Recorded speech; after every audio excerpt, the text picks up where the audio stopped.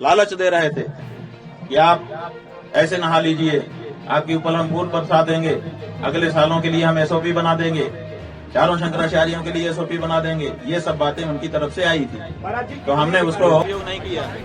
तो फिर कोई भी चैप्टर एक समय क्लोज हो जाता है। जैसे हम वहां से उठे, उनके पास से मौका समाप्त हो गया। 40 दिन का हमने समय दिया है। इसके बीच में आदित्यनाथ जी को गौ माता को राज्य माता घोषित करना है और जो निर्यात गौवंश के मांस का यहाँ से होता है उसको रोकना है।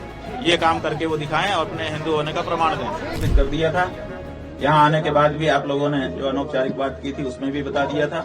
हम चाहते हैं कि अब वो प्रकरण अगले माघ में ही उठाएं, नहीं तो हमारी गौ माता की रक्षा की जो मुहिम है उसमें बाधा आती है। सर माफी मांगा जा रहा है वहाँ से। बात यह है कि माफी मांगने का तरीका होता है और माफी ही होती है, क्षमा याचना करनी पड़ती है।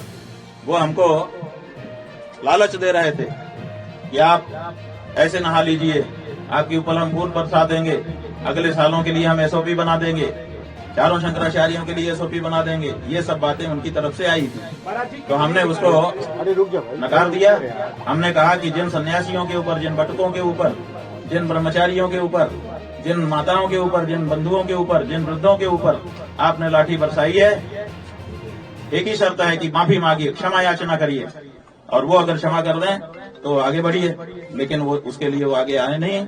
हमको लोभ लालच देना चाहते थे, उसको हमने स्वीकार किया नहीं। प्रयागराज कुंभ में शंकराचार्य के शिष्यों के साथ मारपीट किया जाता है प्रशासन के द्वारा। इसके बाद प्रशासन को लेकर शंकराचार्य काफी दिनों तक, लगभग 10 से 12 दिनों तक बैठे रहते हैं कि वो बिना नहाए लौट के आ जाते हैं अपने मठ पर। उनका कहना है कि योगी आदित्यनाथ ने उन्हें लालच देने का प्रयास किया। योगी आदित्यनाथ ने कहा कि आप नहा लीजिए, हम आपके ऊपर से हेलीकॉप्टर के द्वारा फूल की वर्षा करें। लेकिन इस लालच में ना आकर शंकराचार्य लौट आए। इसके बाद उन्होंने योगी आदित्यनाथ को चेतावनी देते हुए कहा, अगर 40 दिनों के अंदर गौ माता राष्ट्र माता नहीं घोषित किया जाएगा तो हम सभी संत एकजुट होकर लखनऊ में आएंगे। निरंतर यहाँ से हो रहा है, उस निर्यात पर अंकुश नहीं लगा पाते हैं, तो उनको समवेत होकर के संत उनके बारे में निर्णय लेंगे और अहिंदू घोषित करेंगे। गुरु जी आखिर क्या लोग कह रहे तो भाई हो गया क्या लोग कह रहे आपका हो गया। आज ये बताएंगे, अधिकारियों ने आपसे संपर्क किया? हमने सब बता दिया है। अब उस प्रकरण में हम ज्यादा नहीं कहेंगे, हमने सब बता दिया, हमने सब बता दिया, हमने सब बता चुके, हम सब बता चुके भैया। अब हम उस बारे में नहीं बोलेंगे, जो हमारा मोर्चा है उस पर हम बात करेंगे। लिखित माफी मांगने की बात आ रही है। अब वो बात पीछे छूट गई भैया। प्रयाग में बैठे थे, 10 दिन का समय था, अब वो समय बीत गया, वो बात बीत गई। अब अगले माघ में शुरू होगी। माफी किस बात की? गौ माता की हत्या करने वाले को माफी? ये संभव नहीं है। 1 तारीख के स्नान के लिए प्रेतर लगातार बनाया जा रहा है। अब वो सब बात पीछे छूट गई। अब तो आगे जवाब दो, जो हम प्रश्न उठा रहे हैं उसका जवाब दो। लखनऊ कब जाएंगे? 10-11 मार्च को हम लोग लखनऊ पहुंचेंगे संत समाज के साथ, और वहां बैठ करके उस समय तक जो परिस्थिति होगी उसके अनुसार निर्णय लेंगे। अधिकारियों से माफी मंगवाई जा रही है, क्या मुख्यमंत्री को खुद माफी मांगनी चाहिए? अब माफी की बात पीछे छूट गई, अब उसका कोई मतलब नहीं रहा। जब हम 11 दिन तक बैठे थे, 11 दिन तक उनकी नींद नहीं टूटी, तो अब उसका क्या तात्पर्य है? लखनऊ में पहुंच रहे हैं। महाराज दिल्ली में जो संतों की बैठक थी उसको कैंसिल कर दिया गया है। दिल्ली की जगह अब हम लखनऊ में बैठेंगे, क्योंकि गौ माता के लिए सबसे ज्यादा ये आवाज दबाने के लिए प्रयास योगी आदित्यनाथ की सरकार ने किया है। योगी आदित्यनाथ के सामने अब हमने प्रश्न रखा है। 40 दिन का उनको समय दिया है। 40 दिन में वो गौ माता को राज्य माता घोषित करें, और उसके बाद जो निर्यात यहाँ से हो रहा है गौमांस का, उसको निर्यात को बंद करें। भाई अब अगले माघ तक के लिए वो छूटा है। अगले माघ में वो मुद्दा पहले दिन से उठ जाएगा। हमने पहले कह करके आए हैं, वो मुद्दा जो है माघ का है, माघ में होगा। अब जब वहाँ से हम चले आए तो अब मुद्दा क्या है, और हमने सब बता दिया है उस बारे में। मुख्यमंत्री जी को ही माफी मांगनी चाहिए, वो प्रशासन बात कर रहे हैं। मुख्यमंत्री अपने आप को हिंदू घोषित करें। 40 दिन का समय है, गौ माता की रक्षा करें, गौ माता को राज्य माता घोषित करें और जो गौ माता का मांस का निर्यात हो रहा है उसको बंद करें। यही एक आवाज है। अब उसको 40 दिन में उनको ये करना है, दूसरी बात नहीं है। किसी भी स्तर पर माफी नहीं देंगे आप? अब जो करेंगे हम बता रहे हैं ना, 11 मार्च को वहीं पर संतों के साथ बैठ करके निर्णय लेंगे। किसी भी कीमत पर माफी नहीं मिलेगी अब? किस बात की माफी? माफी का समय होता है। 11 दिन वहाँ काहे के लिए बैठे थे? हम उनको मौका ही तो दे रहे थे।